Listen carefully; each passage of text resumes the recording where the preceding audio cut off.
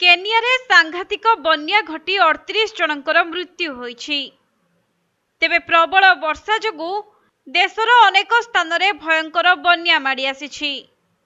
एपरिकी विपर्यय सृष्टि होइथिबा बेले स्थिति संगीन होई पड़िछि।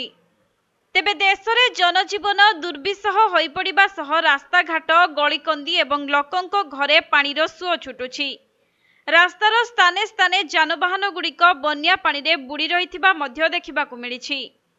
सेपटे लोकंक जीवन प्रभावित होइथिबा बेले रिलीफ सुद्धा सेमानंक निकटरे पहुंची पारुनाही।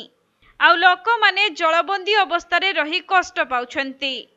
तेबे राजधानी नैरोबी रे बन्या जोगु अनेक रास्ता बंद होई जाइछि एवं अंचल गुड़िक जलमग्न अवस्था रे रहिछि। नैरोबी रे स्थिति अत्यंत जटिल थिबारु सबुआडे केवल पानी ही पानी देखा जाउछि। सेपटे सरकार रिलीफ एवं उद्धार कार्य रे समस्त संबल व्यवहार करुथिले भी स्थिति किंतु नियंत्रण बाहर रहिछि। एहारे भितरे सबुठारु चिंताजनक कथा हेउछि पाणीपाग विशेषज्ञ माने जून पर्यंत वर्षा हेबार संभावना प्रकाश करिसेंती।